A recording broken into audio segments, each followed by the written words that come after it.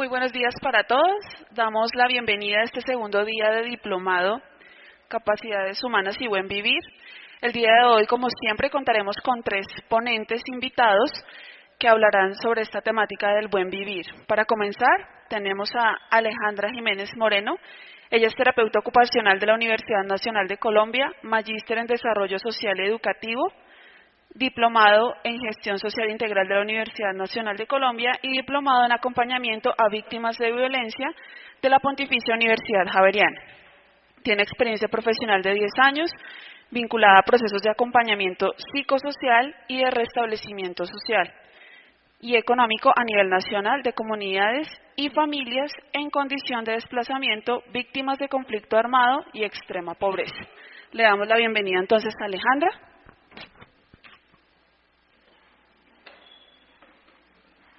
Bueno, muy buenos días para todos.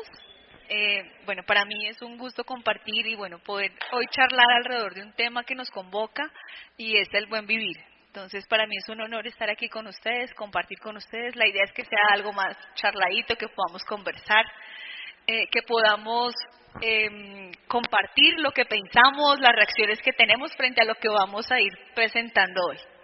Entonces, en primer lugar, vamos a hablar un poco.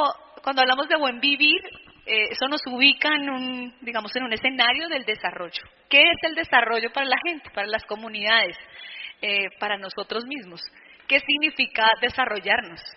¿Qué creen ustedes que puede ser entonces la palabra desarrollo? ¿O a qué nos vincula el desarrollo? ¿Qué creen ustedes? ¿Qué puede ser? Cuando nos dicen desarrollo, ¿uno qué piensa? Avance, crecimiento, ¿qué más? Evolución, ¿qué más?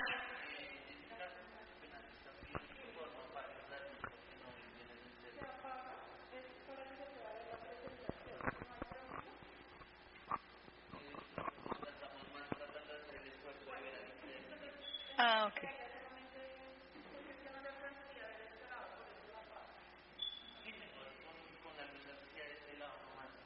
O si nos iluminar solo una parte.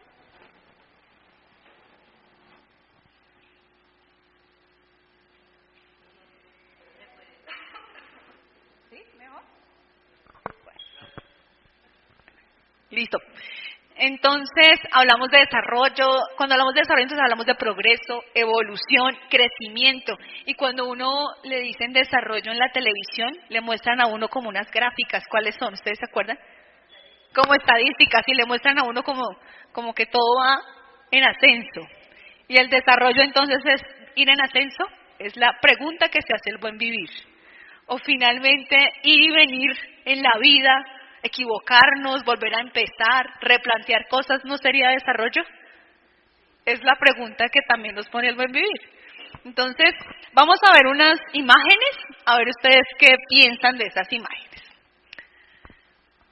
Entonces nos mostraron que el desarrollo es el ascenso, ustedes lo dijeron, ¿no? Crecimiento, entonces vamos ascendiendo, vamos escalando, pero si nos toca devolvernos, el desarrollo se acaba, la posibilidad de crecer, de evolucionar o de mejorar se acaba.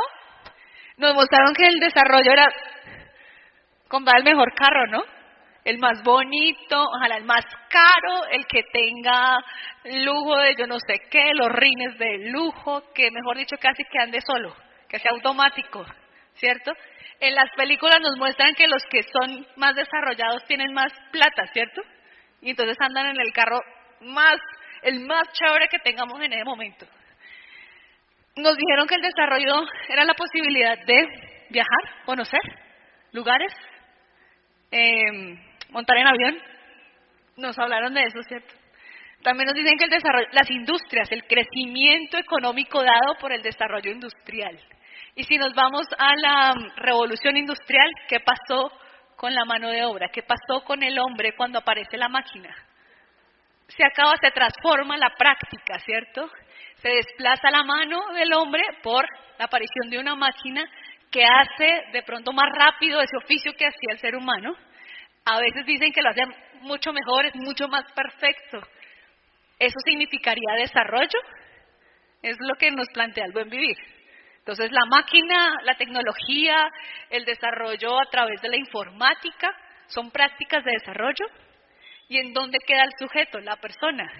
¿Dónde quedan las capacidades para pensar, crear, transformar?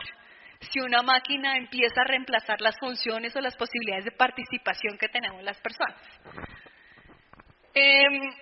También nos dijeron que el desarrollo puede ser la posibilidad de equidad, de que entre hombres y mujeres dejemos tantas disputas y podamos tener igualdad de posibilidades en la participación, en la posibilidad de estudiar, de trabajar, de ser remunerados de manera equitativa. Sin embargo, el buen vivir nos plantea, si bien en esa lógica también las relaciones de igualdad, nos plantea la posibilidad de reconciliarnos, de reconocer al otro sin decir el hombre hace una cosa, la mujer otra, sino que entre juntos es posible hacer cosas, que es posible pensar en el otro desde sus capacidades, desde las cosas que puede aportar. Sin embargo, estamos en esa brecha, ¿no? Hay una tensión también, socialmente, económicamente, políticamente. ¿Cuál es la participación de las mujeres en el contexto actual?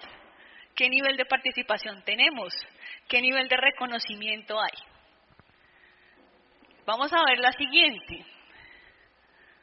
Bueno, les quería contar que estos son los objetivos del desarrollo sostenible que plantea actualmente la Organización de las Naciones Unidas a través del PNUD, y ellos plantean también unas posibilidades de desarrollo y proponen más o menos 17 objetivos en los que todos los países del mundo deberíamos apuntar para pensar en desarrollo. Entonces, el primero dice, bueno, para pensar en desarrollo de los pueblos, de las comunidades, lo primero es poner fin a la pobreza. El siguiente es cero hambre, no hay por qué aguantar hambre, la gente no tiene por qué morir de hambre. El tercero es gozar de una buena salud, que todas las personas tengamos la posibilidad de sentir bienestar, sentirnos bien física y emocionalmente. La otra es pensar en tener posibilidades de calidad en educación, que tengamos una educación que nos permita crecer, que nos permita aprender, que nos permita crear. El quinto es igualdad de género, que hayan igualdad de posibilidades, como lo hablábamos hace un momento, tanto para hombres como para mujeres, que esa brecha de desigualdad que existe se disminuya, se reduzca y nos permita realmente la sociedad participar en igualdad de condiciones. La sexta, es que haya espacios con agua limpia, potable, que hayan políticas de saneamiento básico. Es decir, que evitemos enfermedades dadas por condiciones o dificultades de salubridad, que haya energía que sea accesible y que sea sostenible, que haya trabajo decente y crecimiento económico para la gente, que haya industria, innovación e infraestructura para que haya desarrollo industrial y tecnológico, que se reduzcan las inequidades sociales, que se piense en ciudades y comunidades sostenibles, que haya un consumo responsable y una producción responsable. ¿Cuántos de nosotros aprendemos a reciclar, a reutilizar? ¿Cuántos de nosotros somos conscientes de los productos que consumimos, de la calidad incluso del empaque y demás? ¿Qué tanta conciencia ambiental tenemos frente a esas posibilidades de consumo? Además, vivimos en una sociedad que todo el tiempo nos bombardea de información. Compre, consuma, esto es el mejor, ahora le tenemos este que es mucho más desarrollado, ¿no? Nos pasa con la tecnología celular. Hoy ya tenemos un celular, pero en 2 segundos hay otro que tiene mucho más tecnología, más aplicaciones, más posibilidades de acceder a información, toma mejores fotos. Es decir que el mercado, el consumo en el que vivimos, nos está todo el tiempo invitando a que seamos esos agentes de consumo permanente. Entonces uno dice, ay no, ya este celular mío ya no está a la moda, ya no está en el momento actual, ya no me sirve, ahora quiero otro mejor. Y finalmente la sociedad en la que vivimos nos convoca todo el tiempo a consumir, a comprar. ¿Qué tanta conciencia tenemos frente a eso? ¿Qué tanto nos pensamos, oiga, esto que yo estoy haciendo contribuye al planeta, al bienestar? reduce incluso, hablamos de economía familiar cuando hacemos ese tipo de compras. Esas son las reflexiones que nos pone el Buen Vivir. Vamos a terminar de leer los objetivos del desarrollo sostenible y vamos a ver un poco el Buen Vivir cómo dialoga o en qué tanto difiere alrededor de estos objetivos del desarrollo. Hablamos de la acción climática, qué tan conscientes somos, ¿sí?, de los cambios climáticos que sufre en este momento nuestro planeta, en qué planeta que queremos vivir, qué tanto entendemos lo que pasa en este momento frente al calentamiento global, por ejemplo. Otra es reconocer la vida marina. Nuestro planeta en un porcentaje importante está representado por el agua. ¿Qué tanto conocemos eso para entender en qué planeta vivimos? ¿Y cuál es nuestro papel socialmente para pensar en el cuidado, por ejemplo, del agua y de la vida marina? Pensar en la vida en la Tierra. ¿Cómo estamos viviendo ahora? ¿Qué tierra y qué planeta queremos tener? ¿Qué planeta le vamos a heredar a nuestros hijos, a nuestros nietos? ¿Qué tanta conciencia tenemos frente al cuidado del mundo? Hablar de justicia y de instituciones fuertes. Hablar de estados que se comprometan con la equidad, con los derechos, con la participación de las personas. Hablar de instituciones que respondan por las necesidades de la gente de manera responsable, consciente y participativa. Y el último es generar alianzas. Finalmente todos estamos convocados a hablar del desarrollo, ¿sí? Decía Pirri en sus capítulos que él creía en una cosa que se llamaba la revolución de las pequeñas cosas. Si todos empezáramos a hacer algo, él decía, es posible que en ese hacer cada uno en su cotidiano, en su particularidad, en su familia, en su forma de ser, si empezara a revolucionarse a sí mismo, pareciera que eso puede en cascada o en efecto dominó generar desarrollos, avances, transformaciones. Entonces, si empezamos con la revolución de las pequeñas cosas, pareciera que es posible que tengamos un mundo mucho más armonioso para vivir. Y eso es un poco lo que nos plantea el Buen Vivir. Listo, siguiente. Entonces, bueno,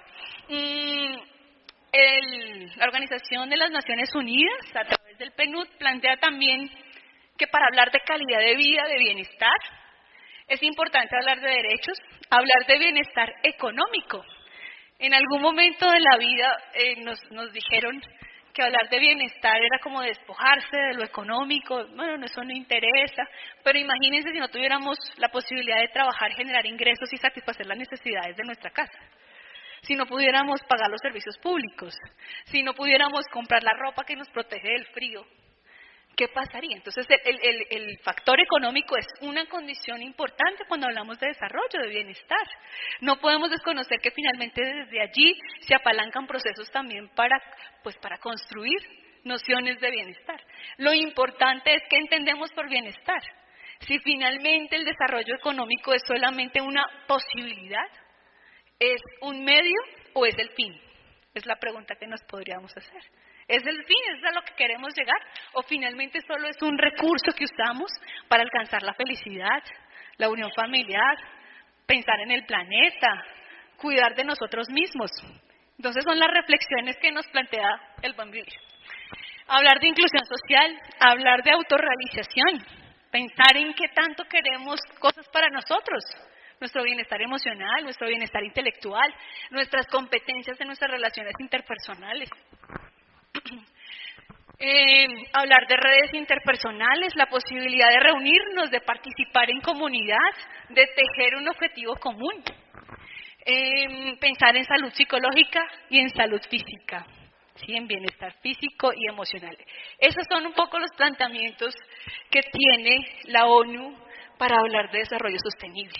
¿Sí? Son en general estos aspectos importantes. Siguiente.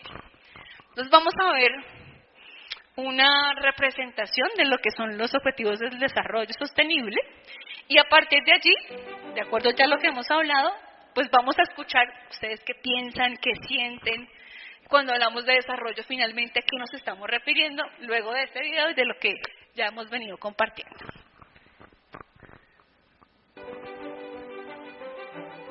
Hay un propósito que nos une como humanidad, que inicia en las acciones de todas las personas y tiene poder sobre todos nosotros si nos comprometemos. Sin embargo, actualmente enfrentamos retos que debemos superar. 13,2 millones de personas en Colombia viven en condición de pobreza. 3,7 millones de personas viven en condición de pobreza extrema. El 10% de los niños y niñas que viven en zonas rurales no acceden al colegio.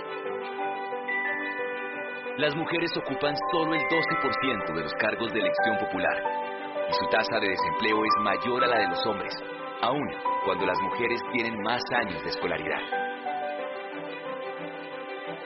El número de víctimas relacionadas al conflicto armado es de 6,8 millones.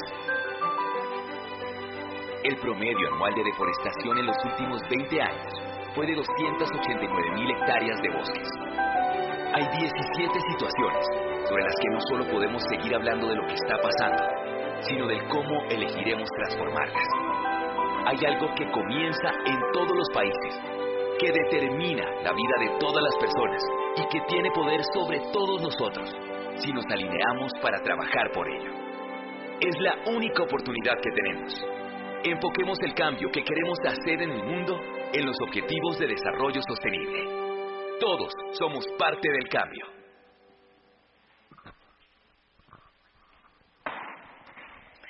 ¿Qué piensan de esa invitación que nos hacen ahí, de eso que hemos venido hablando en relación a los objetivos del desarrollo sostenible que plantea la ONU?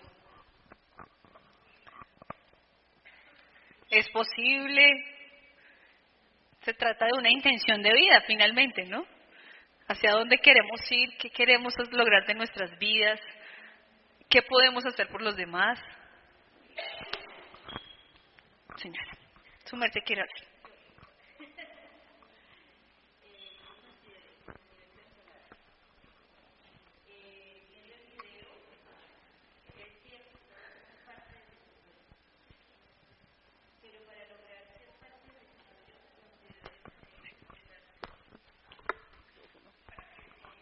Wow.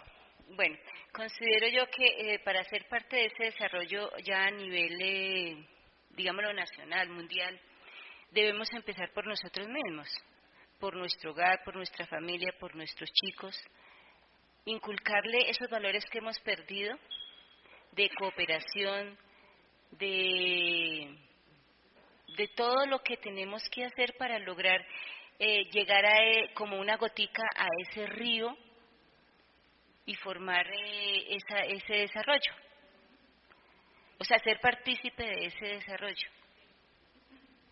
¿Es posible que todos hagamos parte de propuestas para desarrollo? ¿Quién más quiere compartir un poco su reacción o lo que piensa o si es posible?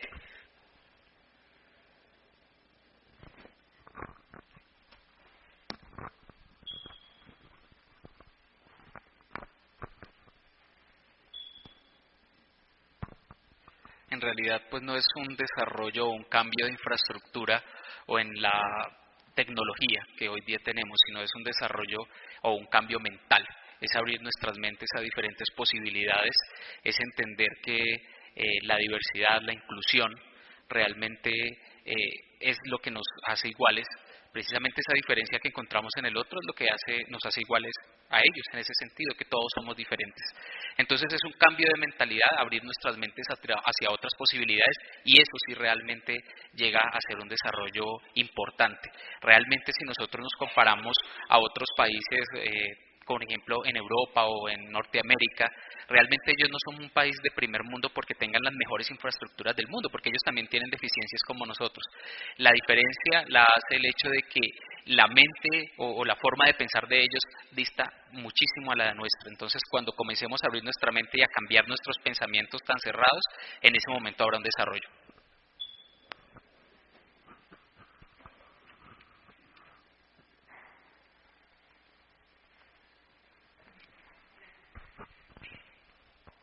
Entonces, digamos que esto es una provocación, ¿cierto? Un poco lo que nos muestran allí. nos provocan, bueno, es posible pensar en desarrollo, y el desarrollo un poco situado en términos de ¿qué? Del desarrollo económico, de tener las mayores industrias, de tener el mayor capital, de explotar petróleo. Es allí un poco, uno ve las noticias y los países desarrollados están desarrollando tecnología, están trabajando en genética, tienen los mejores robots del mundo, controlan el tiempo. Entonces uno se pregunta, ¿esas son nociones de desarrollo? Y puede ser que sí, porque finalmente la noción del desarrollo también es una noción contextualizada, está ubicada, se sitúa. Y de acuerdo a las características que tenemos económicas, políticas, culturales, se sitúan esas comprensiones sobre el desarrollo. Esta propuesta, digamos que los países la apropian y dicen, bueno, ¿cómo hacemos para operativizar, para hacer real estas posibilidades de desarrollo? ¿Sí? Sin embargo, vivimos en una sociedad de competencia. Estamos capacitándonos porque nos tenemos que volver mucho más competitivos, tener más recursos para competir en el mercado. Si no tenemos los recursos para el mercado, nos sacan de allí. Vamos a conseguir trabajo que toca demostrar que uno es bueno para eso, ¿cierto? Nos enseñan que uno tiene que demostrar que es bueno para ese oficio, para esa labor, porque si no, no le dan la posibilidad de trabajar. Vivimos actualmente en una sociedad, digamos, con unas políticas económicas difíciles, donde el acceso a los recursos se vuelve escaso para ciertas zonas, por ejemplo, del país, de Colombia, nuestra sociedad, digamos, acceder a agua potable, a servicios públicos. Hay zonas de Bogotá que todavía tienen dificultades para eso. Entonces, pues vale la pena pensar hacia dónde vamos, qué queremos, si estas políticas se hacen reales en la vida de las personas, cuántos de nosotros accedemos a la educación superior de manera gratuita, cuánto vale un semestre en una universidad privada, cuántas personas pueden acceder a la educación superior sin dificultades. Esa es una situación por la que está pasando en nuestro país. No sé si vieron las noticias esta semana, reducieron las inversiones para el desarrollo deportivo en el país. Es decir, entonces la noción de desarrollo, ¿para dónde va? ¿Qué estamos haciendo? ¿Qué estamos entendiendo por desarrollo? Estaba leyendo hace poco un artículo del modelo pedagógico que tiene Finlandia.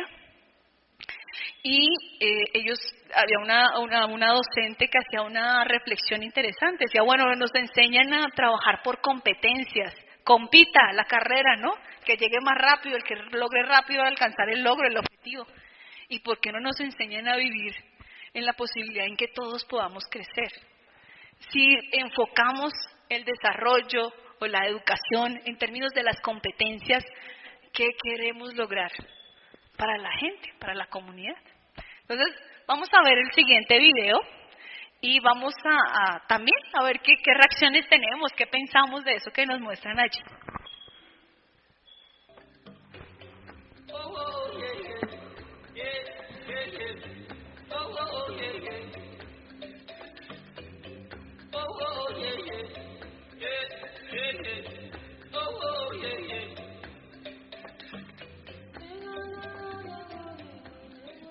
Buenos días, corazón, bienvenido, bienvenida a esta nueva edición.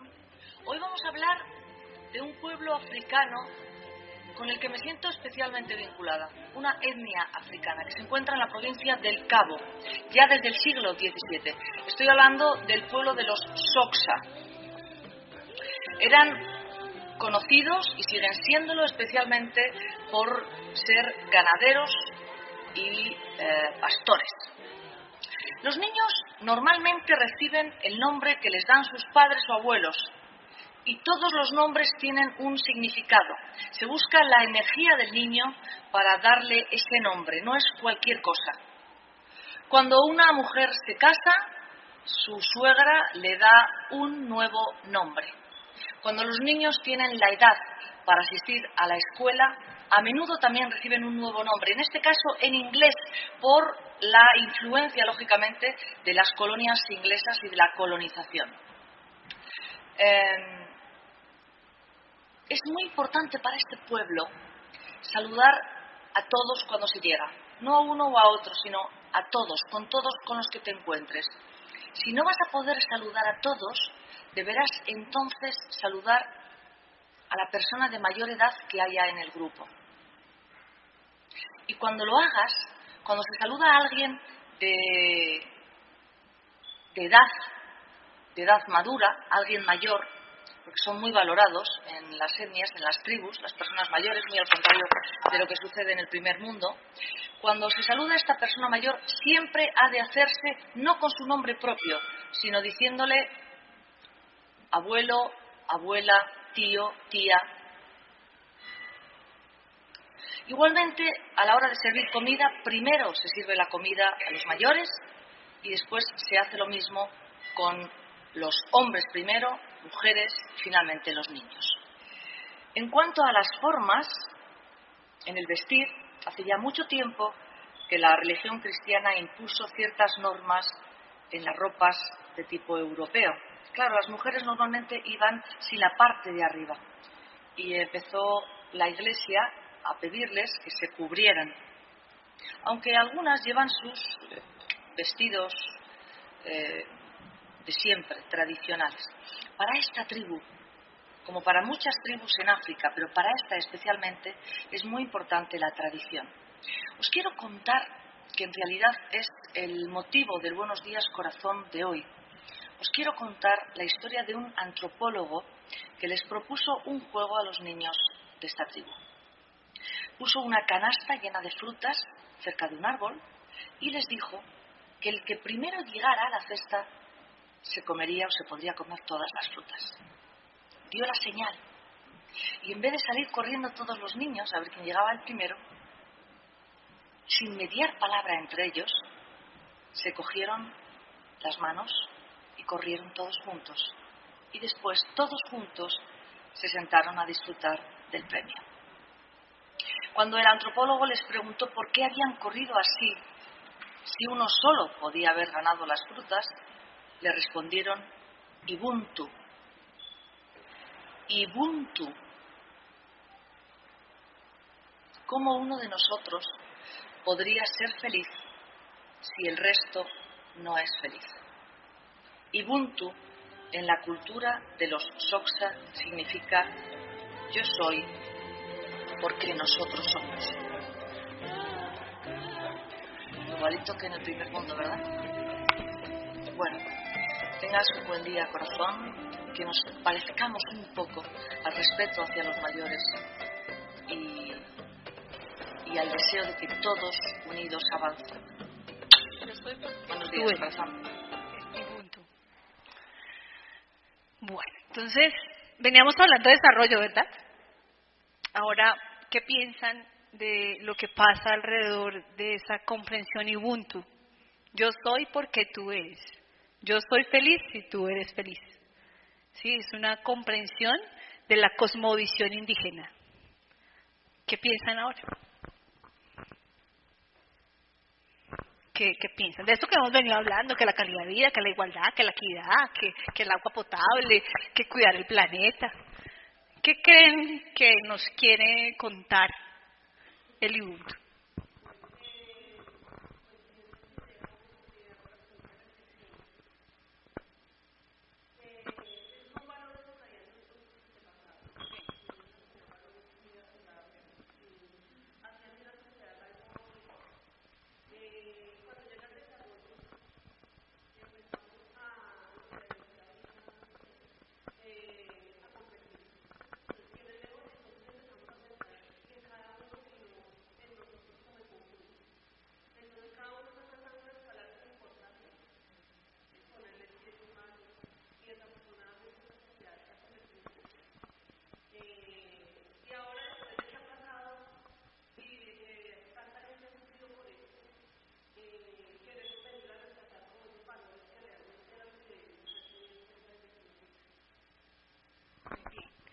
Entonces, nos fuimos por allá un poco de dónde somos, ¿no?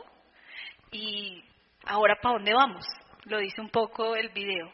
Hablar de primer mundo y hablar de revolución y hablar de conocimiento y de tecnología y de desarrollo, ¿será en función de quién? ¿Para qué hacemos tanta tecnología? ¿Sí? ¿Es para la gente? ¿Es en función de la gente? ¿Lo hacemos pensando para todos, para el bienestar común?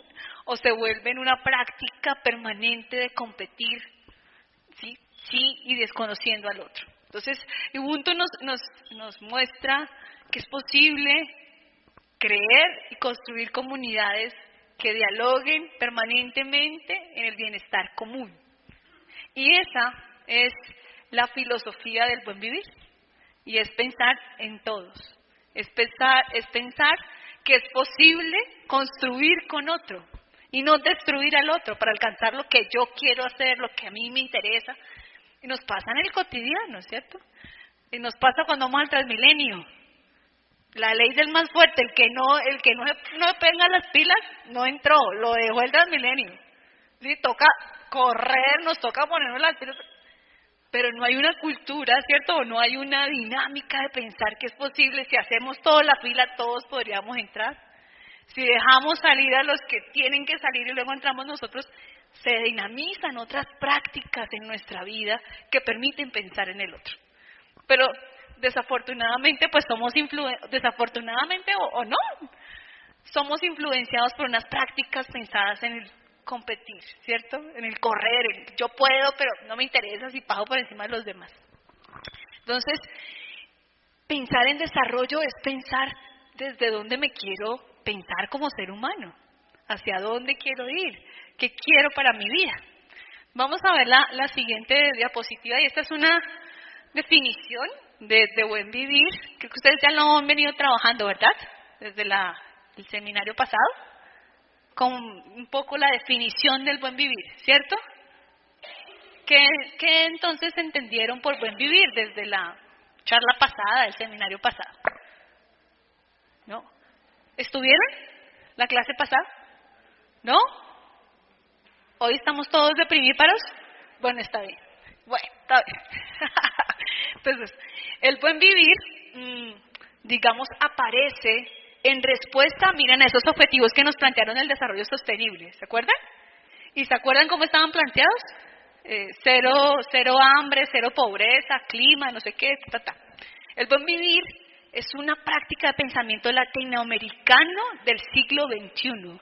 Desde el año 2000, varios países de Latinoamérica se reunieron para pensar el desarrollo de sus países, teniendo en cuenta sus realidades, teniendo en cuenta sus características culturales, económicas, políticas, sus posibilidades de organización. Y dijeron, vea, acá nos piden que hay que pensar en desarrollo, en calidad de vida, pero ¿cómo lo hacemos teniendo en cuenta nuestra realidad, nuestro contexto? Y empezaron a plantearse esto que hablamos de buen vivir.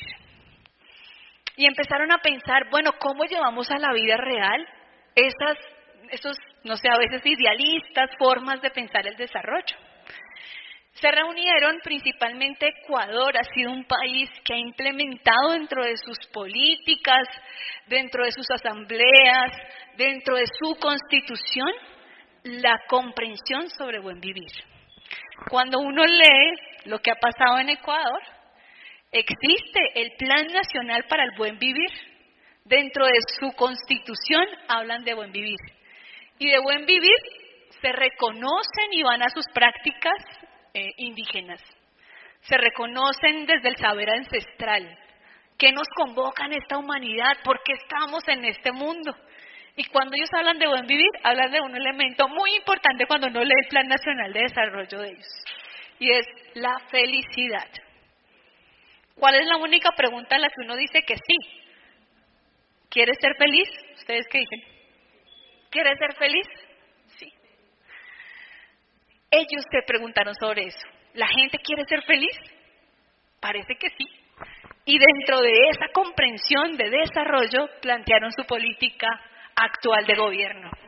Entonces dice, el ministro de Planificación del Desarrollo dice que el buen vivir es la consecución del florecimiento de todos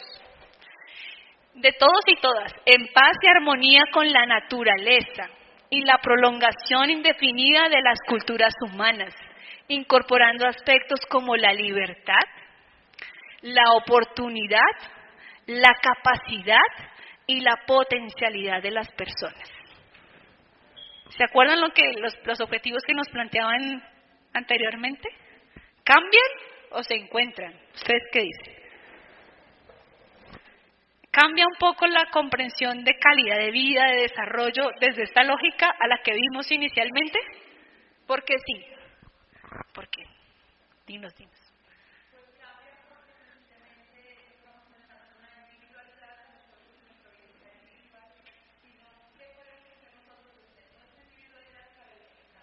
Muy bien, trabajamos desde esa perspectiva como egocéntrica cooperativa. Entonces, yo, ¿cómo me relaciono con el entorno? Miren lo que dicen ellos, es una relación armoniosa con la naturaleza, armoniosa con el entorno, donde todos afloremos, dicen, es el término que ellos usan, todos crezcamos.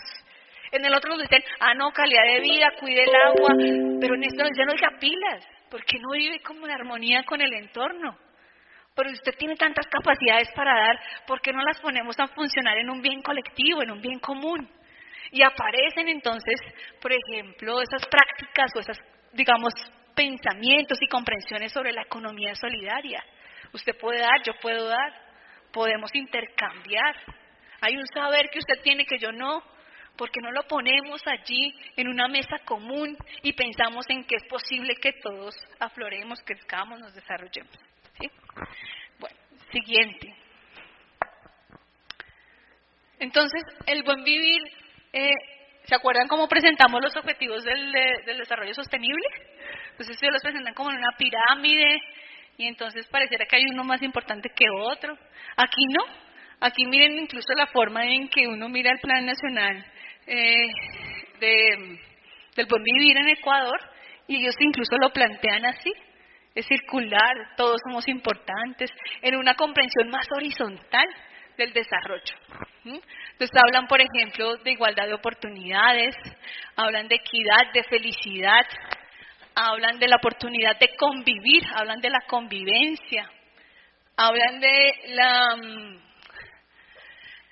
la autorrealización, de la capacidad de cada uno frente a lo que quiere para su vida, cómo proyecta su vida en su realización intelectual, familiar, personal, emocional, espiritual.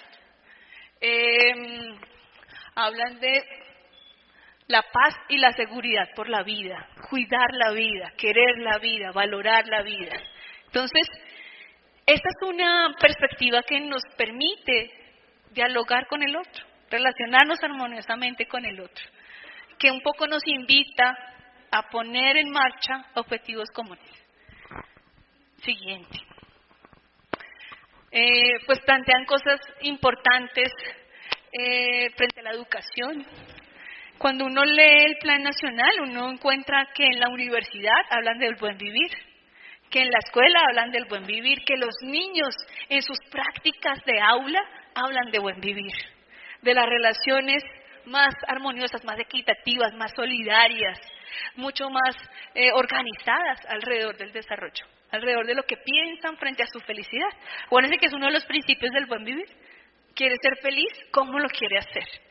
Y van a sus raíces frente a la cosmovisión indígena. Ellos van a sus raíces, reconocen cómo se organizaban y un poco en resistencia a esos modelos más capitalistas y de competencia plantean el buen vivir. Siguiente. Bueno, esto es un apartado que revisé de un periódico de Ecuador y cuentan un poco cuáles han sido los desarrollos. Hablan que se han reducido las brechas de inequidad entre hombres y mujeres.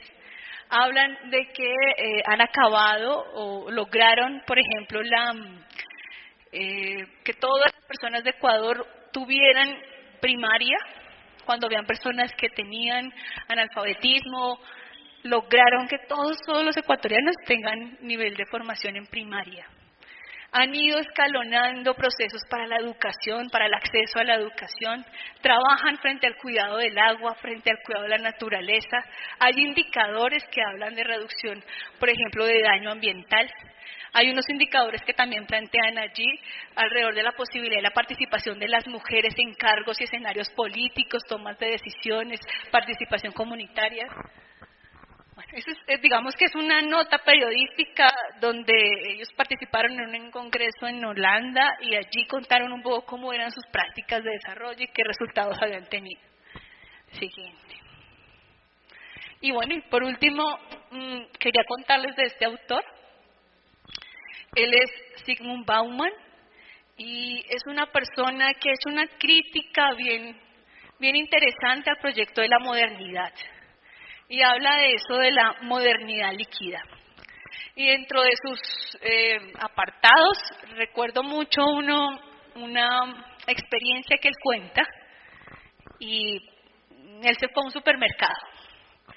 Y entonces entró al supermercado y empezó como a ver cómo se comportaba la gente, qué compraba, qué le llamaba la atención, si compraba las promociones o compraba lo más caro que había en el mercado. Y dentro de esa práctica se dio cuenta que las personas compraban mucha comida rápida, de esa que viene precocida, preparada, y que no es sino ponerla 5 segundos en el microondas y ya sale. Empezó a darse cuenta que las personas escogían las frutas de determinada textura y contextura. Entonces decía, oiga, las personas como que siempre cogen como las frutas que son las más blanditas, como las más suavecitas. ¿Ve? Bueno, pero empezó a hacer ese ejercicio juiciosamente, como a mirar el comportamiento, por ejemplo, frente a la alimentación.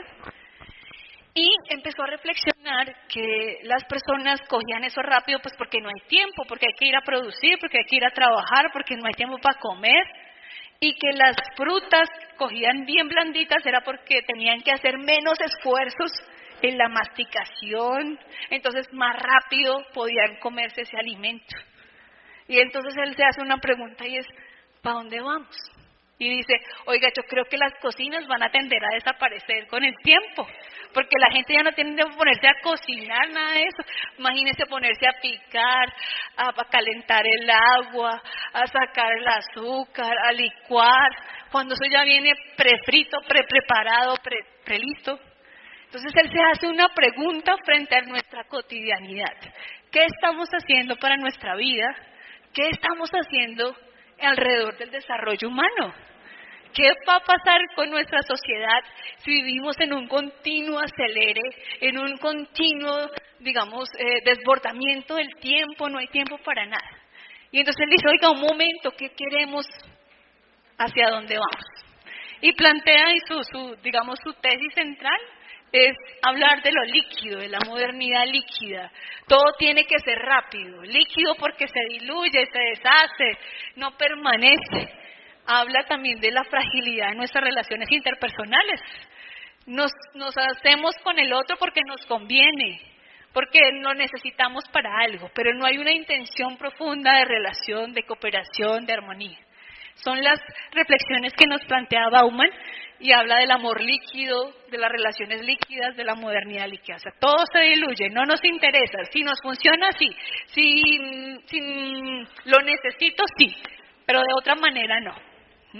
Entonces, construir una relación implica unos esfuerzos, ¿cierto? La posibilidad de confiar, darse la posibilidad de conocer, implica la posibilidad incluso de no aceptar o no estar de acuerdo con muchas cosas del otro.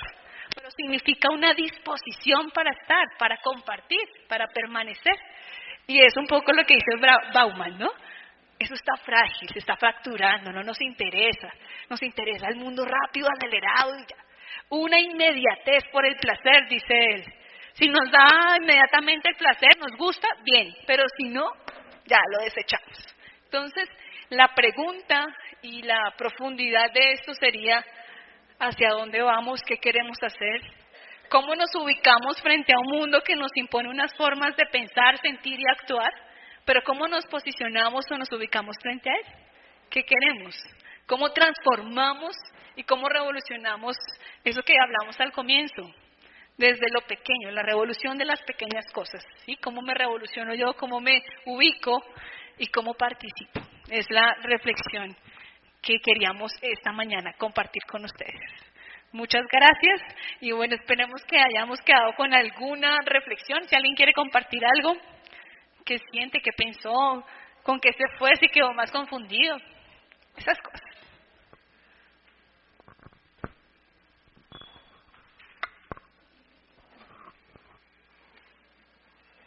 No hay sordos, ¿cierto? Me quedo ahí sentada, no hay sordos allá al fondo. Bueno, estuvimos viendo varios videos y sobre todo la parte que me llamó muchísimo la atención y me impactó fue lo de Ubuntu. Ubuntu es una concepción que tienen esos indígenas y que pues para mí va a ser una lección de vida para siempre, porque pues voy a tender a aplicarla en mi vida, sobre todo en mi trabajo, y eso debería repercutir de aquí en adelante en la vida también de nuestros estudiantes en un futuro. Y muchas gracias por hacernos caer en cuenta de muchas cosas. Gracias. ¿Alguien más? ¿Qué piensa, qué siente? ¿No? Bueno, lo iremos tramitando, lo iremos elaborando. Igual este escenario es para eso, ¿cierto? Para seguirnos construyendo, seguirnos pensando y seguirnos cuestionando nuestro papel. ¿Cuál es nuestro lugar? ¿Y qué aporto yo? ¿Qué hago yo? ¿Cierto? En esa construcción, ojalá, de caminos realmente de paz. Aquí en nuestro cotidiano, en nuestra realidad, en la posibilidad de estar nuestra familia, lo que soy yo, cómo me reconozco, cómo participo. Entonces, muchas gracias a todos y que bueno, que tengan un resto de jornada de muchos aprendizajes, muchas reflexiones.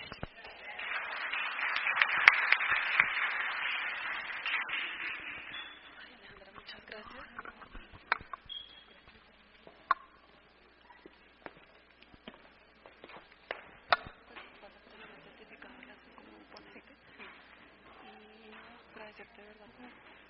No, con mucho gusto, muchas gracias.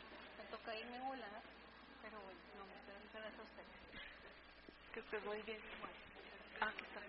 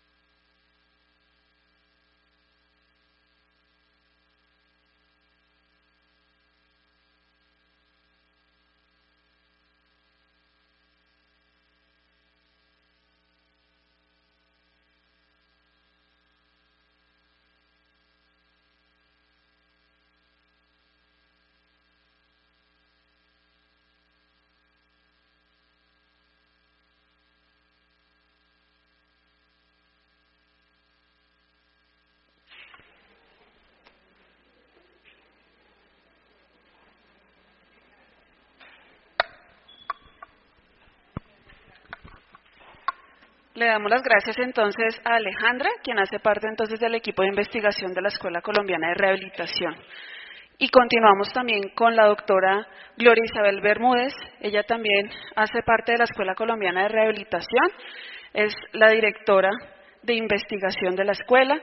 Entonces, vamos a leer un poco de su perfil profesional, de la experiencia que ella tiene en este ámbito.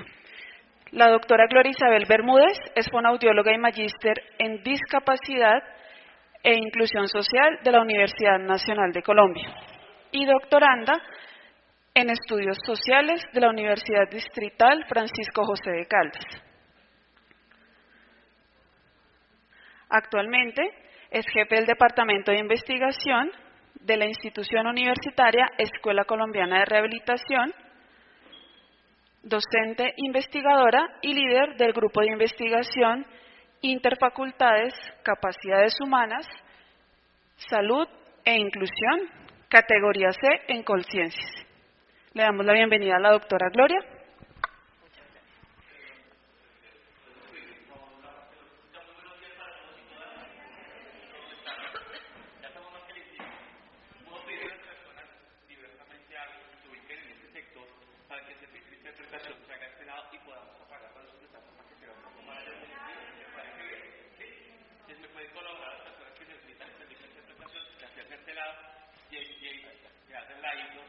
y así quedamos logísticamente mejor. ¿Les parece?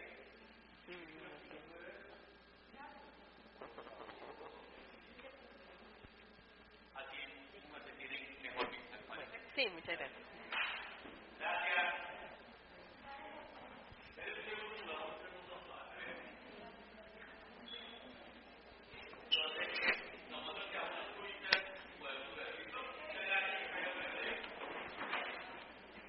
Bueno, muy buenos días para todos y todas. Muchas gracias a Fundir por esta invitación. Pues digamos que en este ratico y en representación de la Escuela Colombiana de Rehabilitación, quiero comentarles o charlar con ustedes respecto a la perspectiva de la inclusión social, que está directamente relacionada con la postura del trabajo sobre capacidades y habilidades diversas, con que viene trabajando la Fundación desde hace bastante tiempo. Digamos que mi charla tiene un propósito de centrar un poco el tema de por qué estamos parados hoy en esta postura y eso qué retos nos trae a nosotros como profesionales de la rehabilitación, aunque algunos de los que están aquí son educadores, según tengo entendido, pero digamos que como todos en esta dinámica actual tenemos un lugar o un papel que cumplir en la lógica y el propósito de la inclusión social. Entonces, para empezar, siguiente, por favor, gracias. Quisiera empezar con esta definición de lo que es una sociedad incluyente, porque a mí siempre me gusta hacer la precisión de que la inclusión es un ideal cultural. Eso significa que siempre trabajamos en busca de la inclusión, pero no hemos llegado a ella aún. Damos pasos y pasos y esperamos que cada vez los pasos sean más certeros, pero no podemos decir que estamos en el tope de la inclusión y que ya todo está resuelto. Que es importante tener presente que una sociedad se considera inclusiva cuando decimos que valora la diversidad humana, que fortalece la aceptación y la participación de las diferencias individuales en todas las esferas sociales. Hablar de habilidades diversas tiene que ver con esta postura, tiene que ver con que reconocemos al otro en su diferencia y no en términos de lo que esperamos que sea al tope de unos estándares de normalidad. Pero eso implica, ese reconocimiento, no implica solamente de palabras, sino acciones, y acciones en todas las esferas de la sociedad. Siguiente, por favor. Nosotros, cada uno de nosotros podemos poner nuestro pedacito para alcanzar ese propósito, pero ninguno puede hacerlo solo. Tiene que hacerlo la sociedad completa. Entonces, ¿qué vamos a abordar a través de esta conferencia? Pues 3 elementos básicamente. Por un lado voy a mencionar la relación discapacidad individuo-entorno. Por otro lado, voy a hablar de la relación discapacidad versus capacidades diversas. Y finalmente cerraré con elementos asociados a cómo alcanzar la diversidad, la inclusión. Siguiente, por favor.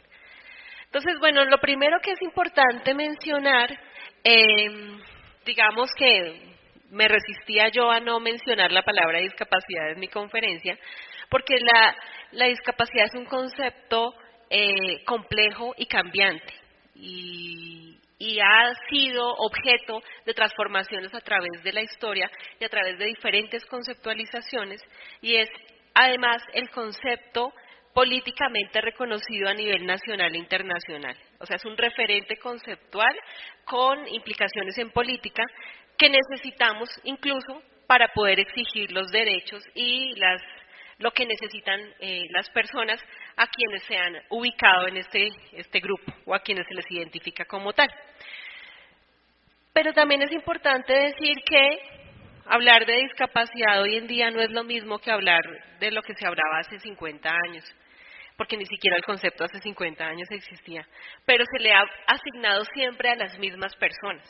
Entonces lo que sucede es que hemos cambiado esos imaginarios, esas formas de entender quién es ese otro desde esa postura de lo que identificamos como discapacidad. También eso significa que hemos cambiado nuestro abordaje. Yo veo que en general todos son muy jóvenes, pero si nosotros pudiésemos dedicar unos minutos a que quienes tienen más años de egresados de sus universidades versus quienes están más jóvenes, a comparar qué aprendieron sobre la discapacidad, se darían cuenta que las concepciones, los referentes son absolutamente distintos. porque eso ha evolucionado permanentemente y eso es un avance hacia la inclusión también. Siguiente, por favor. Digamos que muchos autores a nivel mundial y en ese sentido a nivel local coinciden en hablar de la transformación del abordaje de la discapacidad a la luz de un salto cualitativo entre dos modelos, el modelo individual y el modelo social.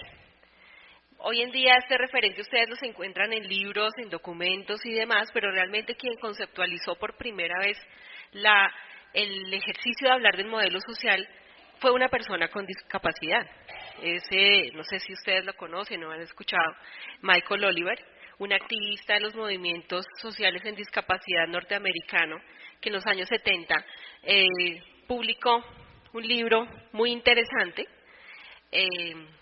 cuya tesis principal es que la sociología es discapacitada porque no hay una sociología que involucre el abordaje o entender que los seres humanos y las sociedades humanas tienen dentro de sí personas con discapacidad. Se hizo una sociología por fuera de ello y entonces, ¿en qué radica el tema? Él dice, pues por supuesto que el problema es que la humanidad asume que la discapacidad es del individuo, ¿sí? Que está en la persona y que por ende el problema es de él. Y eso es una mirada individual de una problemática que es de hecho social, porque el problema no es de la persona porque pertenece al mundo y es un ser humano como cualquier otro, sino de un mundo que está diseñado sin él, sin pensar los espacios para él. Esa es la transformación que él propone. Entonces, cuando decimos modelo individual, y así lo han venido y lo han empezado a conceptualizar en muchos escenarios, no solamente académicos, sino de política, nuestras políticas colombianas, distritales y nacionales toman este referente teórico y conceptual y hablan de unas características, de cómo abordábamos antes desde la perspectiva del modelo individual la discapacidad. Entonces, primero pensar que son personas heterónomas, es decir, que siempre dependen de otros para poder desarrollarse, para poder vivir o sobrevivir. Y entonces eso terminó siendo una excusa para coartar sus libertades de decidir quién ser o qué ser, y por ende se volvió una forma de tomar decisiones sobre ellos y sus vidas. ¿Qué pueden hacer? ¿Hasta dónde pueden estudiar? ¿A qué instituciones pueden llegar? ¿Qué profesiones pueden o no elegir? Y eso marca, por supuesto, elementos de política que fueron teniendo consecuencias en la vida de esas personas.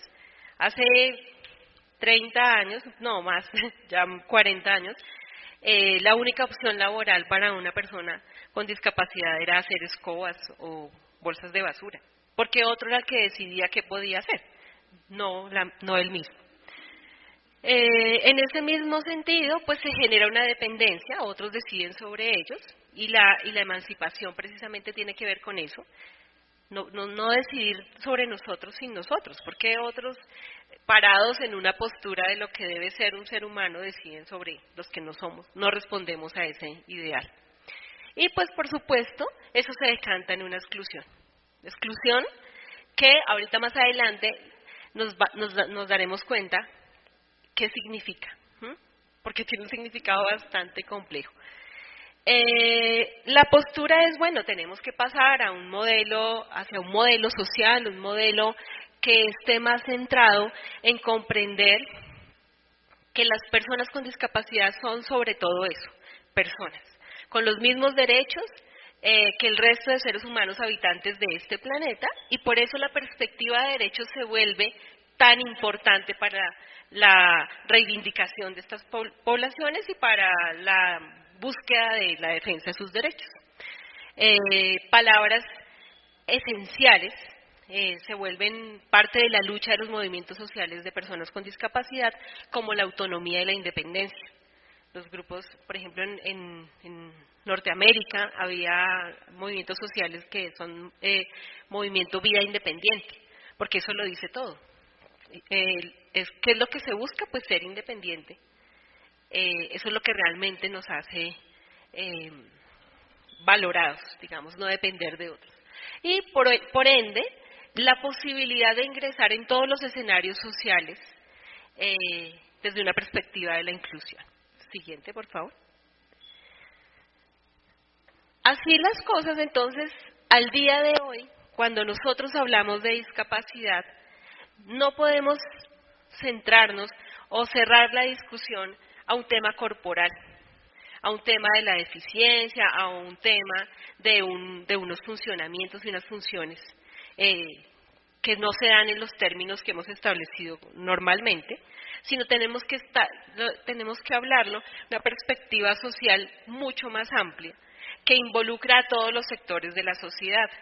La discapacidad no es solamente un asunto de los profesionales médicos especializados o de los profesionales en rehabilitación, sino es un tema social, porque implica acciones sociales. Y las dos grandes sombrillas sobre las que al día de hoy se toman las decisiones a nivel de política en discapacidad son los derechos humanos y la perspectiva del desarrollo humano, que están relacionadas además. Son diferentes, tienen propósitos distintos, pero se relacionan. Una postura como hablar de diversamente hábiles es una postura que se centra en el desarrollo humano.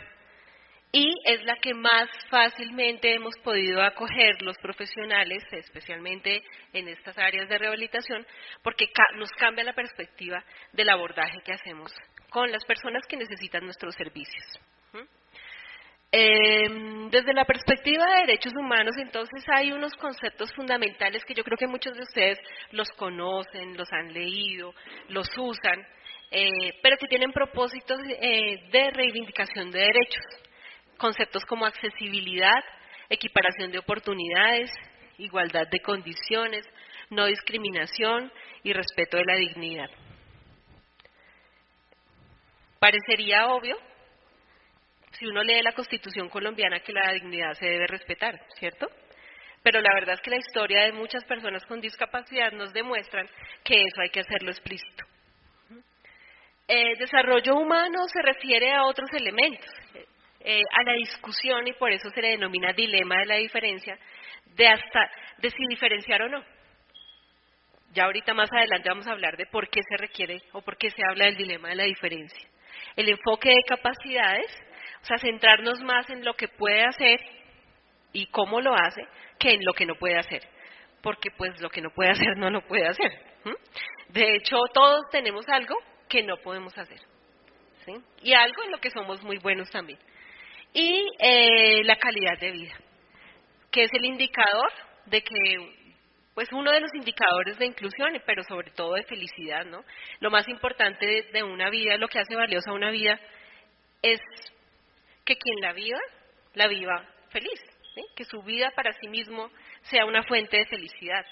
Hay un autor que dice, no permitas que la tristeza sea un estilo de vida. Gilles Deleuze lo dice, porque pues son vidas, o sea, una vida triste no vale la pena vivirla. Y solamente cada persona puede saber si su vida es valiosa o no. Siguiente, por favor. Entonces, bueno, ahora como para poder aterrizar un poco más este contexto inicial que les he dado, voy a precisar algunos elementos de lo que he mencionado. Vamos a hablar primero entonces de las dinámicas de la exclusión, porque nosotros nos referimos muchas veces a la exclusión, pero a la hora de decir, bueno, ¿y qué es exclusión? No todo el mundo tiene claro de quiénes son los excluidos, de qué los excluyen. Siguiente, por favor. Primero, hay que precisar que hablar de inclusión implica siempre hablar de exclusión. Es decir, esto es una diada, una dinámica entre inclusión y exclusión, son opuestos. Entre más acciones de inclusión genere yo, más voy a ir erradicando la exclusión. Siguiente, por favor. Hay un autor colombiano que define, para efectos de un documento que no es de discapacidad, el concepto de de exclusión. Y él lo que dice es, la exclusión social es un fenómeno multidimensional que expresa la situación de una sociedad fragmentada, dual, caracterizada por la negación e inobservancia de los derechos sociales, económicos y culturales de un conjunto de la población. Es decir, la exclusión aplica para todo el mundo y yo creo que siempre uno tiene momentos en que se siente excluido de algo. Pero fíjense que el énfasis, primero, cuando dicen multidimensional, significa que convoca y que tiene que ver con muchos escenarios y con muchas esferas del tema social. Y por el otro lado, es un síntoma de una sociedad que tiene problemas. Una sociedad que está fragmentada, es decir, que está sectorizada, nos pasa mucho con muchas poblaciones, no solo con las personas con discapacidad, que porque no comparten con nosotros no solamente la normalidad, sino la raza, el género, la ideología, etcétera, pues terminan por fuera de ciertos escenarios. Y que termina reduciendo la capacidad de esas personas para ejercer sus derechos, tanto sociales como económicos y culturales. Eso lo dijo Garay en 2002. Siguiente, por favor. Entonces, cuando uno va a hablar de exclusión, debe preguntarse, ¿quiénes son los excluidos? ¿En qué circunstancias se encuentran? Y pues, ¿cómo solucionarlo? Esa es lo que buscamos con toda esta reflexión, ¿no? Que podamos transformar nuestros escenarios de actuar inmediatos. Siguiente, por favor. Siguiendo con Garay, él tipifica 3 formas de exclusión. Garay dice que uno puede ser excluido del consumo y la producción en una sociedad, de la ciudadanía y de los derechos, o que puede ser objeto de la segregación social. Entendemos como ser excluido del consumo y la producción cuando un ser humano en una sociedad no tiene el acceso a bienes, a servicios y a la deliberación social, es decir, a la posibilidad de dar su punto de vista y participar en la elección de representantes y demás. ¿Creen que las personas con discapacidad están ahí? Claro que sí, ¿cierto? ¿Por qué?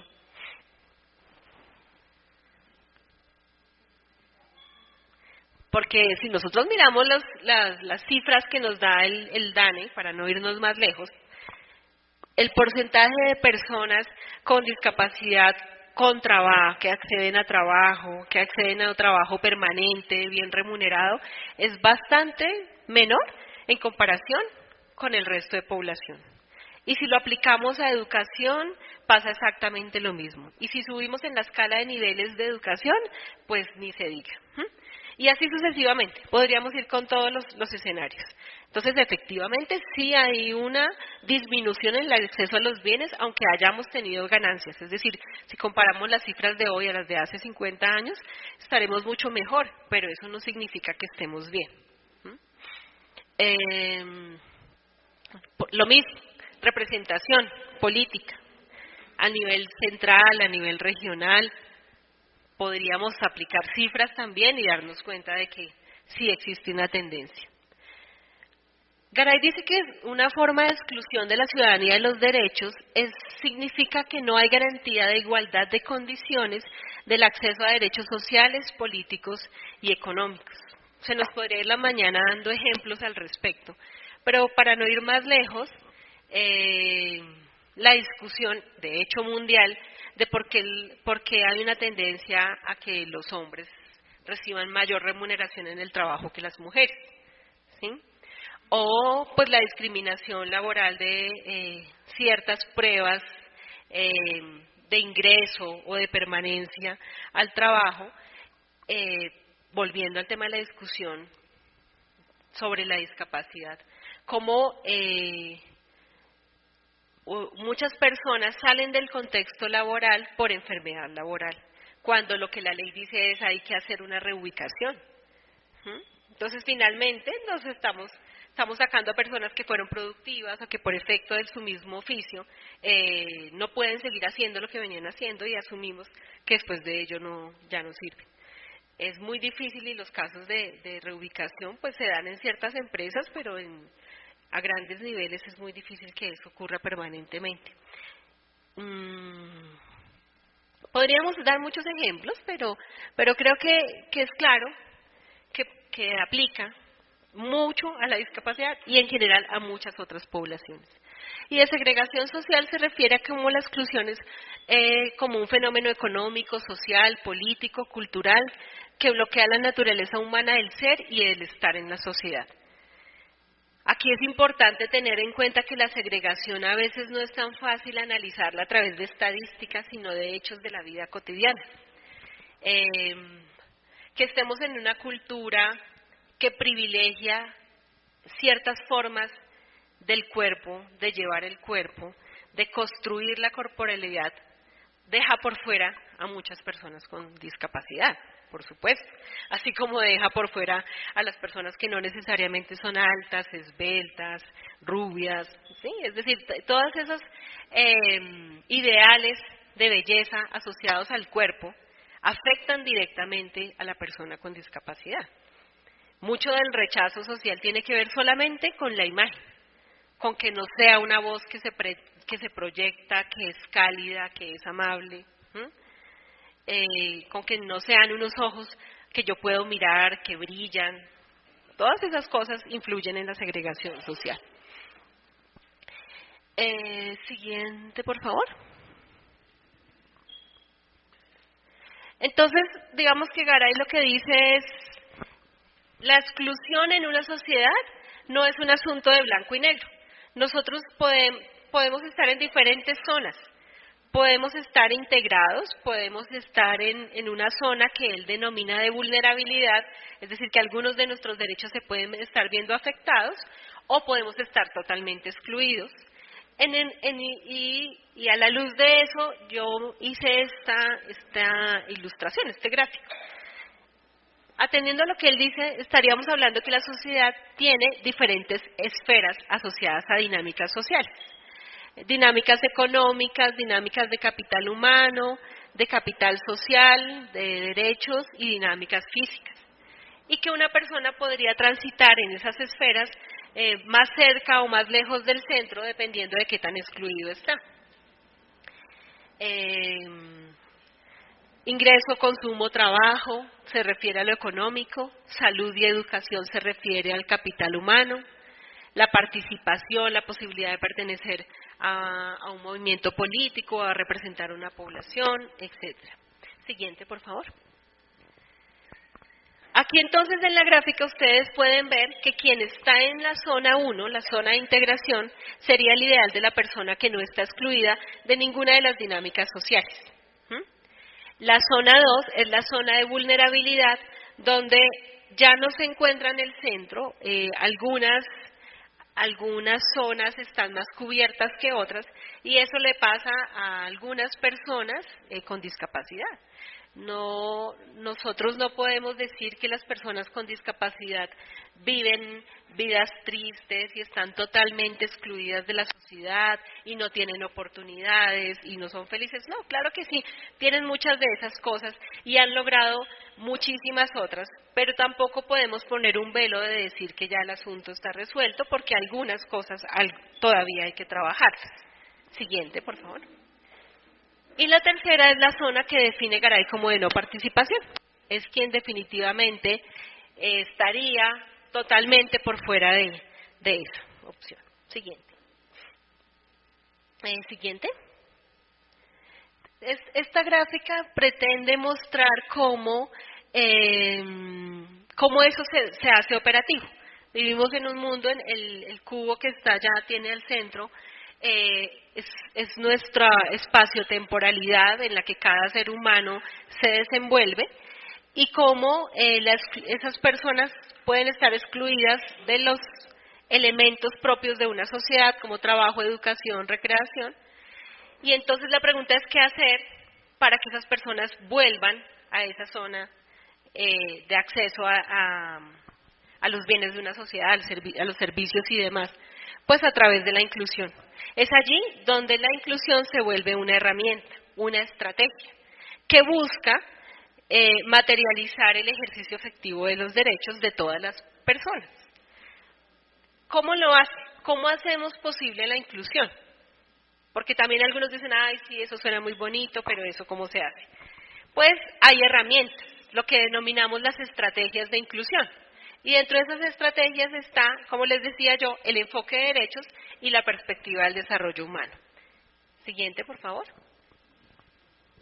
Vamos a hablar entonces del enfoque de derechos. Siguiente.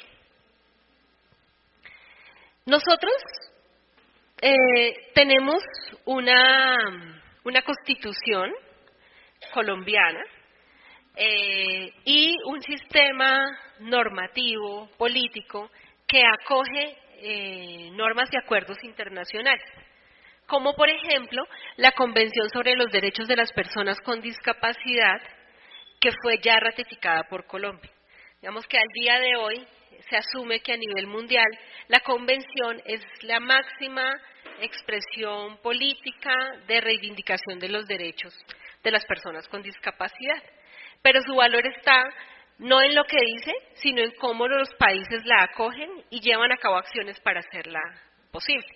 Colombia desde el año 2011 la ratificó, es decir, dijo, me comprometo como país a asumir este reto que nos pone esta convención, pero no tuvo dientes sino hasta el 2013, que ya pues se hizo operativa a través de la ley estatutaria que busca implementarla. Estamos en eso, poco a poco vamos allí, pero es un gran avance. Pero también es una gran responsabilidad que no se reduce al compromiso político o de los estados, sino el compromiso de cada uno de nosotros. Siguiente. Allí se acogen, y ustedes lo van a ver, conceptos que todo el tiempo encontramos. El concepto de accesibilidad, por ejemplo, es un concepto que está claramente definido, que a veces lo usamos para referirnos a muchas cosas, pero en sentido estricto, cuando nosotros estamos hablando de accesibilidad, en el caso de las personas con discapacidad, estamos hablando de cómo se relaciona con la actividad humana en tres elementos: la movilidad, la comunicación y la comprensión. Por tanto, hablar de accesibilidad es hablar de la búsqueda de eliminación de barreras en estos tres elementos que pueden estar intrínsecas, es decir, relacionadas con el individuo, o que pueden ser del ambiente. En esa lógica aparecen cierto tipo de ayudas. El diseño universal, por ejemplo, que se usa para el diseño de ambientes, pero también hay diseño universal para la educación. Es decir, este concepto ha implicado abordajes en diferentes contextos. Y no sé, ¿alguien conoce el concepto? ¿Sabe a qué se refiere el diseño universal? Es diferente del diseño inclusivo o exclusivo. El diseño universal parte del principio de que las cosas se pueden hacer para mejorar la necesidad de un sector de la población en especial, pero que le sirva a todo el mundo. Y tenemos ejemplos en todas partes, por donde miren. Ustedes se han dado cuenta que ahora cualquier apartamento, casa nueva o cualquier remodelación, ya no tenemos el grifo que se abre dándole la vuelta, ¿cierto? Ahora, ¿cómo son los grifos? Son palanquitas, ¿cierto? ¿Por qué creen que aparecieron esos nuevos diseños? Eso se los debemos a las personas con artritis reumatoidea, porque ellos tienen, por la debilidad, por las dificultades de movilidad, tienen mucha dificultad para hacer este tipo de actividad. Pero si solamente se trata de empujar una pestaña, pues ya pueden abrir las llaves. Lo mismo pasa con las ventanas. Entonces, fíjense que fueron pensados para una población específica, pero hoy lo usamos todos y hasta nos queda más fácil porque si no tiene las manos untadas, bueno, es decir, termina beneficiando a todo el sector de la población. Diseño para todos y accesibilidad integral. Siguiente, por favor. Equiparación de oportunidades. Este es un concepto también bien complejo, porque es que una cosa es la igualdad de oportunidades y otra cosa es la equiparación. A veces, y hay muchas ilustraciones que muestran de una forma muy bonita esta diferencia, lamentablemente no traje ninguna, pero es decir, que tener las mismas oportunidades no siempre favorece a todo el mundo, porque no reconoce la diferencia del otro. Entonces, cuando hablamos de equiparación de oportunidades, nos estamos refiriendo a la posibilidad del ambiente para satisfacer las necesidades de los individuos en consonancia con sus capacidades. Esto tiene todo que ver con pensárnoslo a una persona desde las habilidades diversas.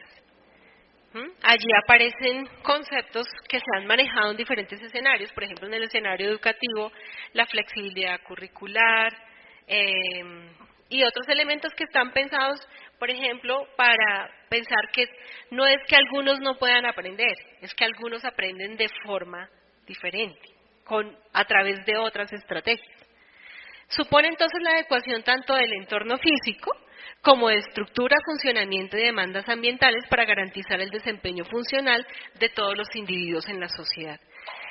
La inclusión es tener los ojos puestos en todo. A veces creemos que con solamente poner una rampa a la entrada del edificio ya somos inclusivos, pero la rampa solo le sirve al que tiene limitaciones en la movilidad o que es usuario de silla de ruedas, pero no necesariamente al que tiene un problema de aprendizaje o un déficit de atención. Entonces es pensarlo para todos realmente. Siguiente, por favor. Otro principio muy importante es el de no discriminación. Hay que hacerlo explícito porque la discriminación es la que más se vive permanentemente, porque es la que sale de nuestros imaginarios, esos imaginarios que han sido construidos a lo largo de la vida y que los transmitimos, no es verdad, pero uno podría decir que genéticamente, porque están allí, es muy difícil de erradicar, incluso pasadas muchas generaciones.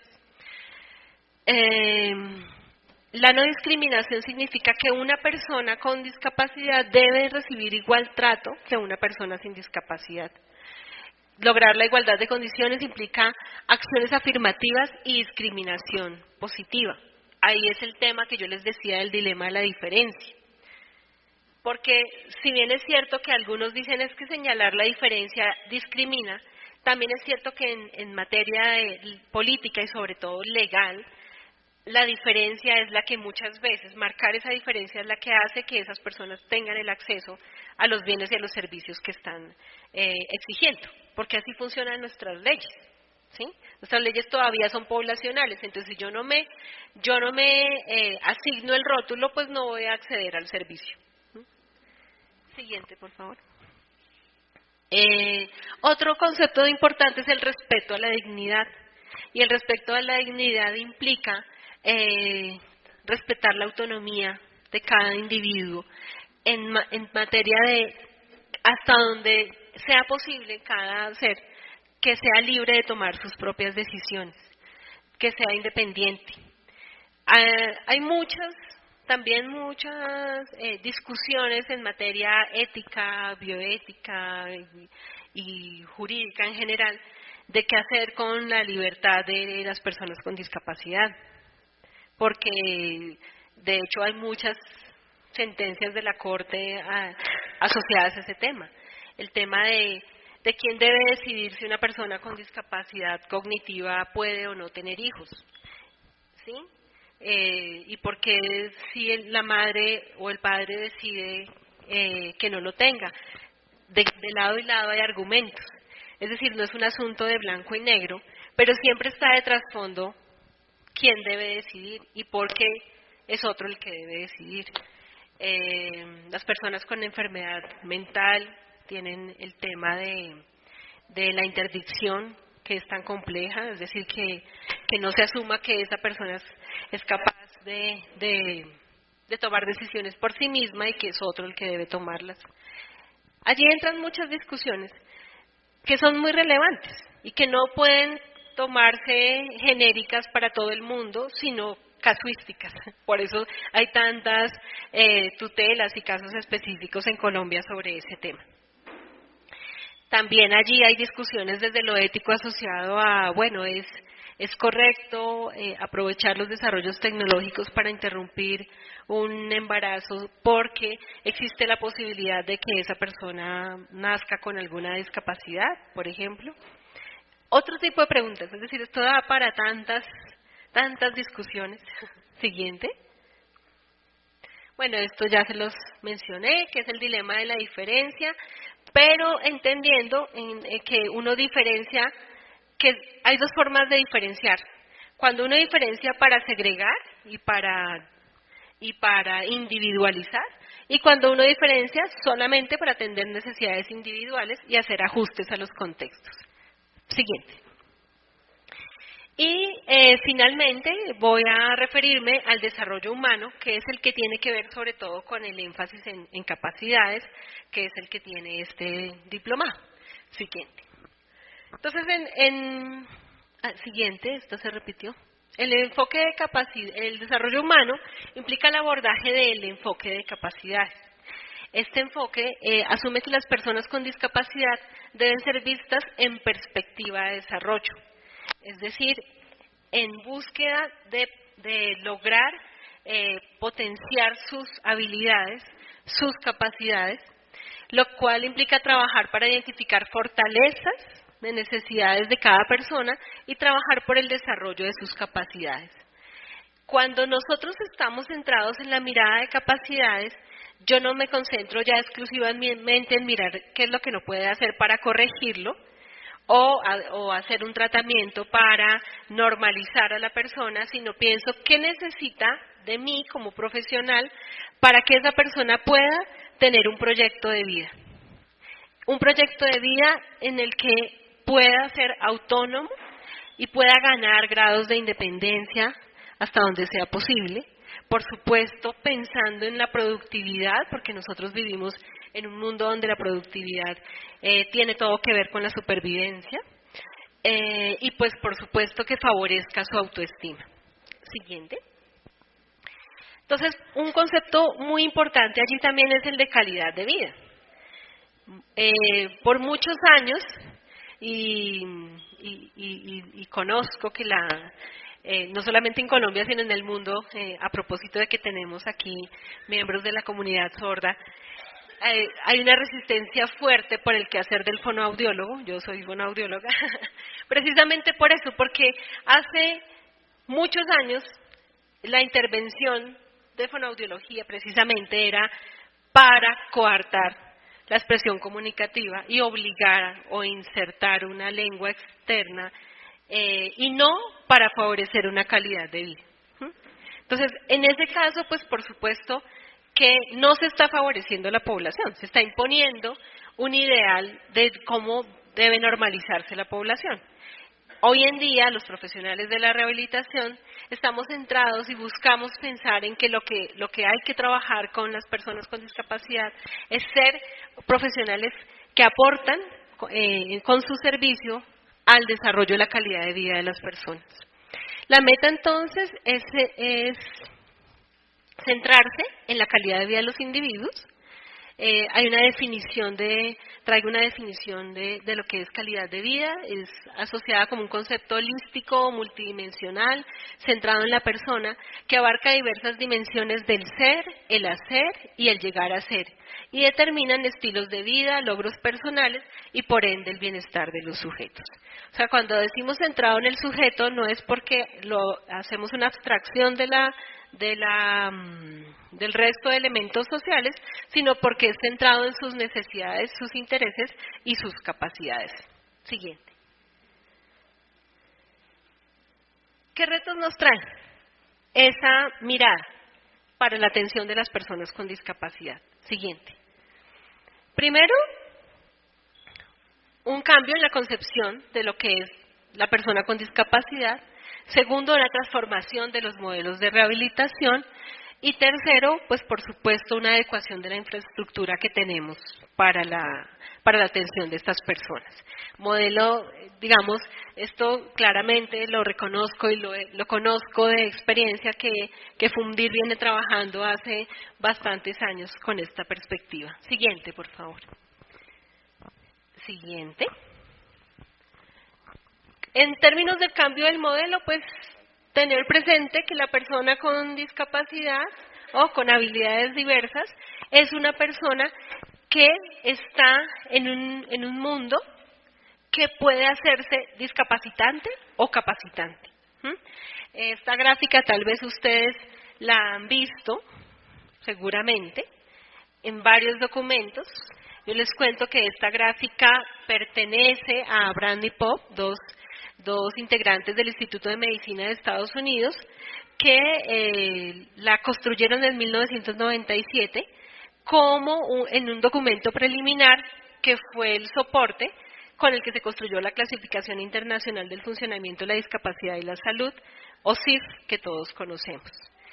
Y que pues uno ve que la traen permanentemente a otros documentos. Aquí, ¿qué encontramos? Una gráfica que ilustra que la persona con discapacidad es una persona que puede llegar a un ambiente que se ajusta a sus necesidades. Ellos hacen la metáfora de que el ambiente es una malla y que esa malla resiste o no a la persona con discapacidad. Entonces, el grado de discapacidad finalmente es en proporción al grado de desplazamiento que tiene la malla frente a la persona con discapacidad. Y que la resistencia de la malla, su flexibilidad, es el ambiente, en función de los apoyos sociales, la cultura, las barreras físicas, la tecnología asistiva, etcétera, etcétera. Siguiente. Entonces, para ellos el proceso capacitante-discapacitante, fíjese que ellos lo que dicen es la persona está ahí y ese ambiente o la lleva hacia la capacidad o la lleva hacia la discapacidad, ¿sí? Es un transitar. Entonces, por eso es que la discapacidad como concepto existe y se conceptualiza, pero está por fuera del individuo, ¿sí? Que es ese entorno el que lo vuelve capacitado o no, discapacitado o no. Entonces ellos dicen un proceso discapacitante es un ambiente pequeño que no permite el desarrollo de todas las capacidades del individuo y un proceso capacitante implicaría una modificación ambiental. Miren, el cuadro se amplía, aborda la completitud del sujeto, agrandar el ambiente para hacerlo más accesible. Y pues por supuesto tiene asuntos, para el caso de la rehabilitación, asociados a la restauración funcional, que pasa por la intervención clínica, médica, etcétera, en algunos casos. Siguiente, por favor. Entonces, bueno, les pregunto yo a ustedes, ¿por qué la rehabilitación es una estrategia para lograr la inclusión de las personas con discapacidad? ¿O no? ¿Sí lo es o no? ¿Sí? ¿Por qué? No respondan todos al tiempo, por favor. Bueno, ¿quieres decir algo?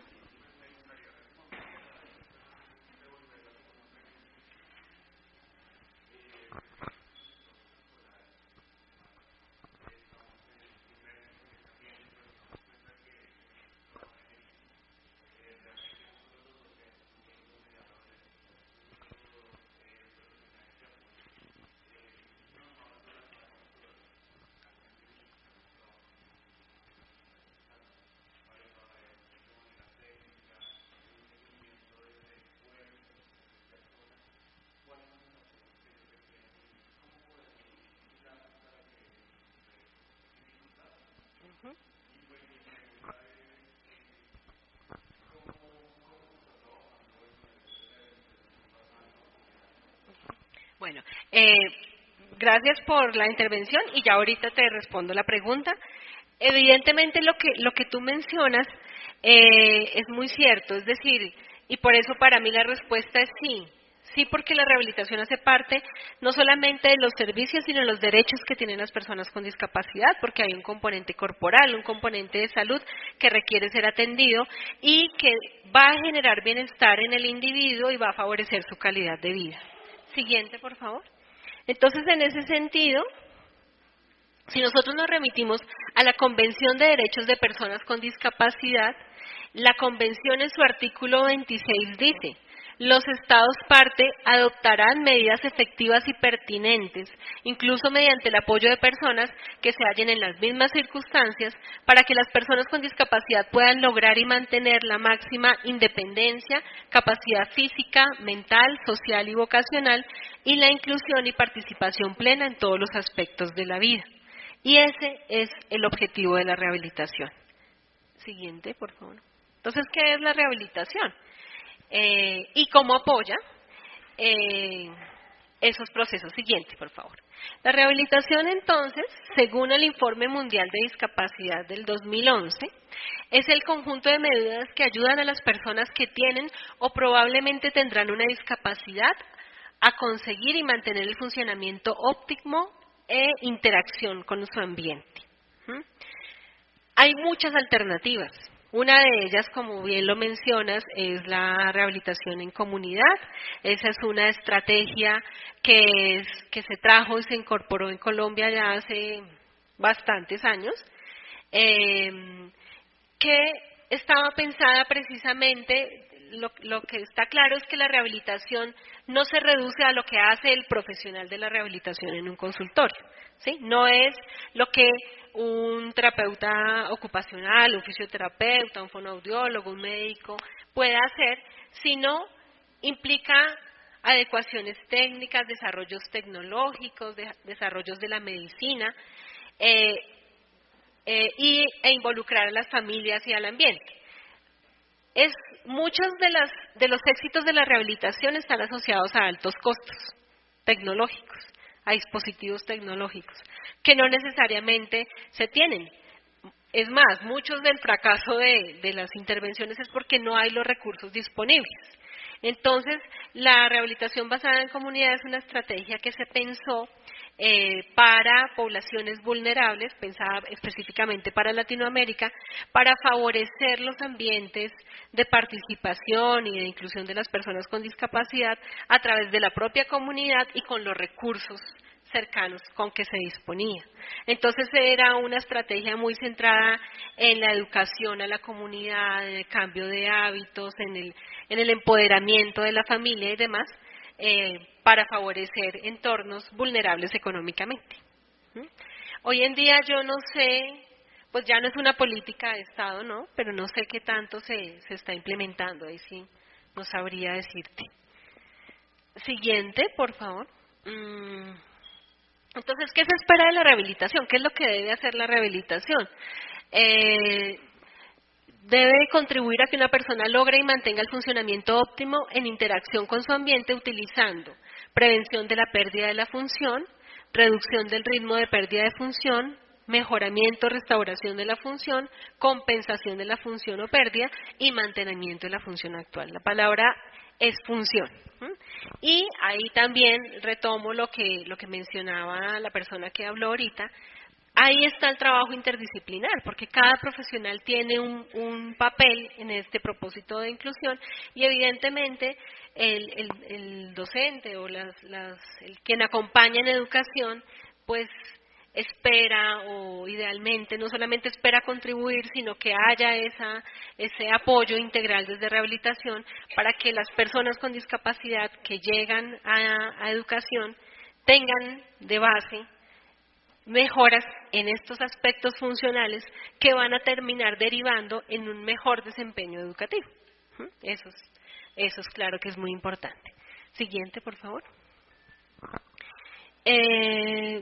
Y pues, ¿qué pasa si no hay servicios de rehabilitación?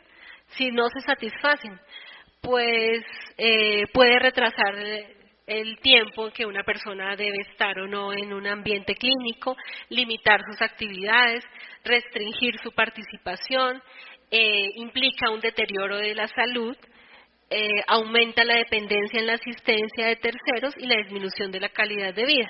Y estos resultados pueden tener repercusiones sociales y financieras, no solamente para la persona y su familia, sino para las comunidades en general.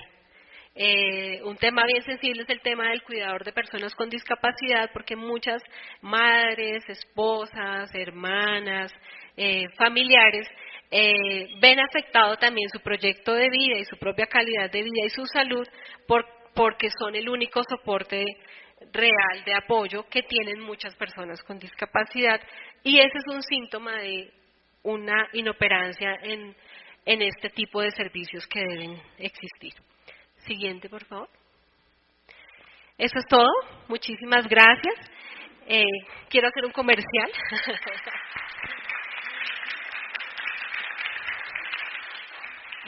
La ilustración que trae mi presentación es una ilustración hecha por un artista con discapacidad de la Academia de Artes Guerrero.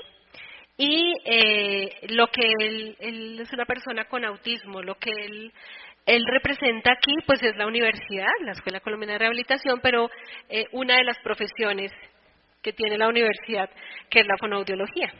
Por eso la traje para compartirla con ustedes. Ahora sí, muchas gracias.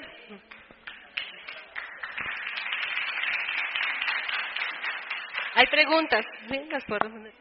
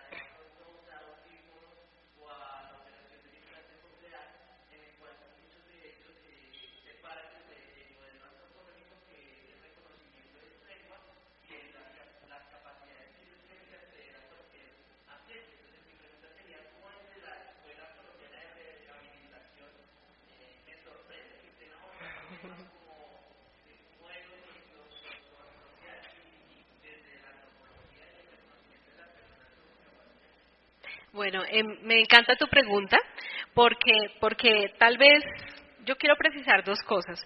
Una cosa es la comprensión y el modelo sobre el que se aborda la concepción de persona con discapacidad, y otra cosa es el ejercicio de una profesión. ¿Sí? Son dos cosas a las que la Escuela Colombiana de Rehabilitación tiene que responder, por eso tal vez sientes la disociación. Pero realmente, y mi postura personal, eso sí ya es como Gloria Isabel Bermúdez, yo siento que las ideologías están de los dos lados, ¿no? No solamente la persona con no discapacidad tiene imaginario sobre la discapacidad y las personas con discapacidad, sino al revés. Y precisamente eso es lo que yo quiero resaltar acá. Es decir, nosotros tenemos la plena claridad de que la persona con discapacidad es una persona, sobre todo, con derechos y demás, y precisamente por eso trabajamos fuertemente por reivindicar y transformar el ejercicio de la rehabilitación. Se me dijo que iba a haber muchos profesionales de rehabilitación y quise hacer un énfasis en esto. Evidentemente son profesiones que se soportan en modelos individuales, evidentemente nos queda mucho trabajo por hacer, vamos en el camino, eso implica, por supuesto, cambiar incluso formas de intervención, pero hemos venido dando pasos hacia allí, y precisamente te quiero recordar que cuando se hizo la ley 324 en Colombia y se eliminó la posibilidad del implante y la rehabilitación aural, las mismas personas con limitación no identificadas como personas sordas exigieron que no se eliminara esa posibilidad, que se mantuviera en la ley, porque precisamente la ley es para todos, y yo valoro y respeto a las personas sordas, que están identificadas como comunidad y que rechazan cualquier intervención de lo oral y de la tecnología, y de hecho eso lo enseñamos en la Universidad de los Fonoaudiólogos. Yo me formé en esa postura, pero mi llegada a la escuela me ha enseñado que esa otra población, la que está allí, también es importante y también necesita la asistencia, y si le quitamos el derecho, no lo va a poder hacer. Entonces, creo que las dos cosas caben en esta posibilidad.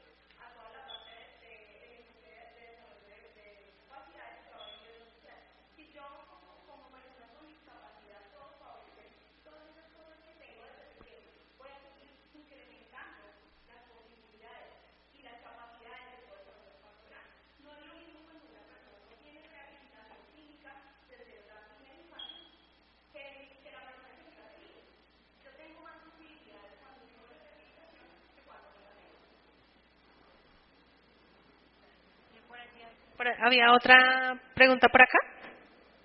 No, ¿cierto? Aquí.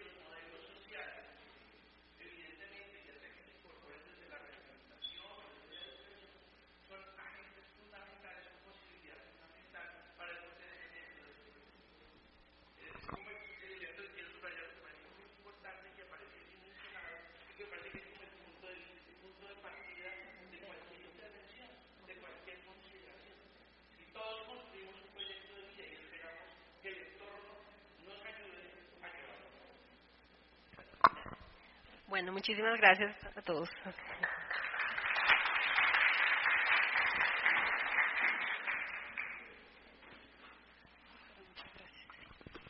Le damos las gracias entonces a la doctora Gloria por su intervención.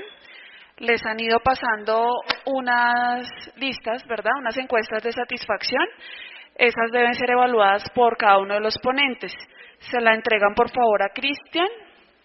Cristian es el chico que nos está ayudando con la logística. ¿Alguien falta por firmar asistencia?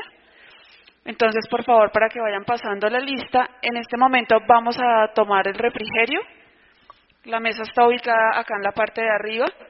Vamos a tener 20 minutos de descanso. Nos veríamos 9:35 en punto, por favor.